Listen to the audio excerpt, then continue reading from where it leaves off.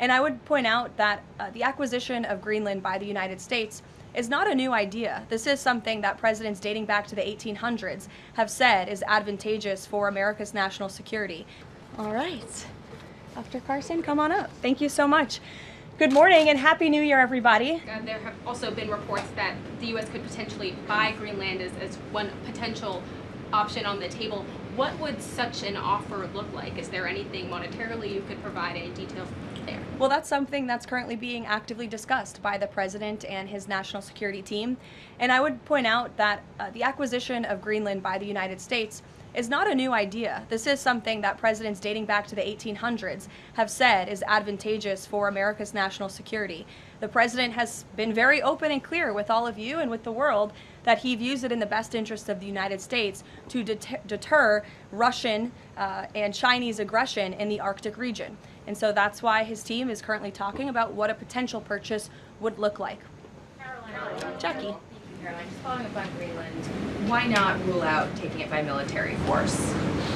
I know that past presidents and past leaders have often ruled things out. They've often been very open about ruling things in and basically broadcasting their foreign policy strategy to the rest of the world, not just to our allies, but most egregiously to our adversaries. That's not something this president does. All options are always on the table for President Trump as he examines what's in the best interests of the United States.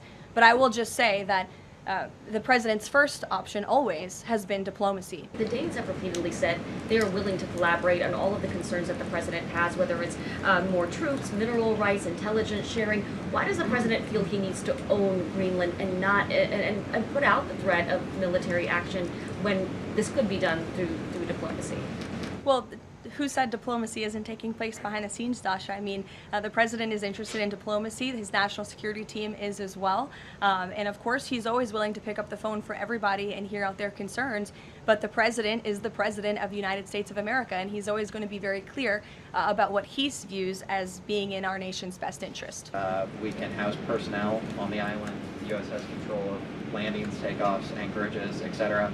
So I'm curious if you could just spell out for the American public, what specifically would the U.S. gain by taking control of Greenland that the U.S. doesn't already have access to right now? More control over the Arctic region and ensuring that China and Russia and our adversaries cannot continue their aggression in this very important and strategic region. And there would be many other benefits as well that, again, the president and his national security team are currently talking about. I remember asking the president here at the beginning of his term if he was committed to Article 5 and NATO, and he said yes. Has his stance on NATO or his commitment to NATO changed? Did you see his statement earlier today? He said, we will always be there for NATO, even if they are not there for us. And I think that answers your question directly. Yes. Just to follow up on what Jeff was saying there, will the president commit that if any NATO members are attacked, the United States will come to it? Again, the president addressed this directly himself this morning after seeing the coverage from all of you in this room on television, and he made it very clear, we're always going to be there for NATO, even if they have not done right by the United States of America. And they have not, they have finally increased their defense spending at the request of this president, but it was only because of this president that they did that. We'll take a couple more. Michael, go ahead. Thank you, Caroline. Did you see his statement earlier today? He said, we will always be there for NATO, even if they are not there for us. And I think that answers your question directly.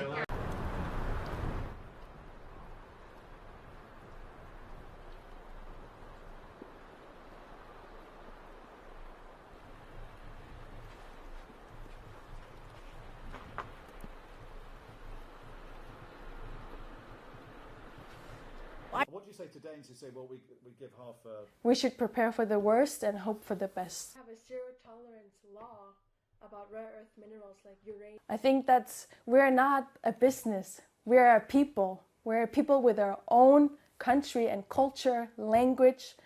We are not a product. So I think people should really think about that. I know Donald Trump is a businessman, but Greenland is not a product. We're a people. And that should be taken very seriously, and that should be respected. We should be the people that is in focus here. And when the Greenlandic people have shown time and again that we want independence, we should explore the possibilities for independence in our current situation. Trying to keep up, Right. yeah, but at one point you just have to. But he's now saying that by the end of his second term. Yeah, well, I would say I'm worried. Planes and stuff like that. So if he really wants to go up here and go in with boots, he has to. Even we've been talking about that. What are we going to do if something happens?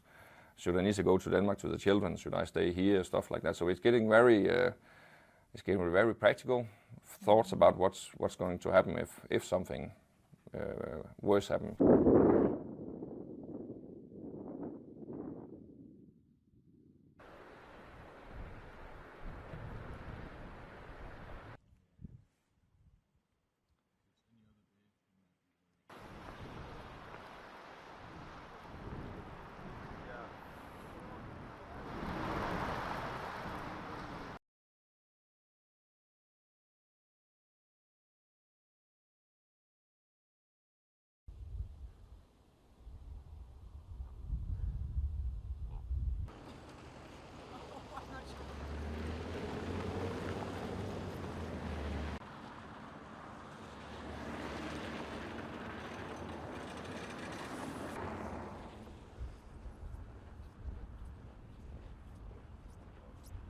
Our strong will to protect what we believe in, democracy, freedom, territorial integrity,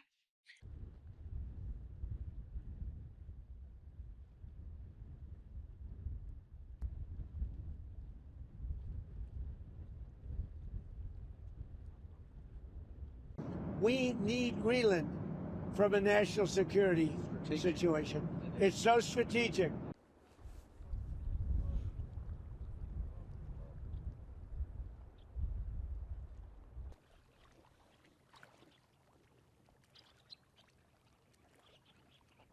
The United States will gain no advantage if its flag is flying a nuke versus the Greenlandic flag. There's no benefits to them because they already enjoy all of the advantages they want. If there's any specific security access that they want to improve American security, they'll be given it as a matter of course as a trusted ally. So this has nothing to do with improving national security for the United States.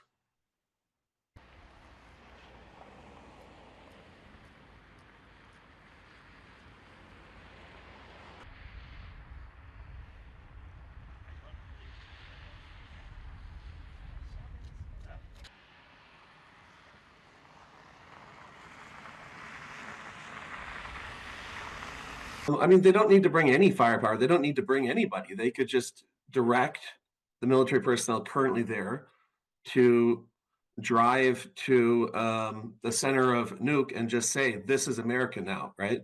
And that would lead to the same response as if they flew in 500 or 1,000 people.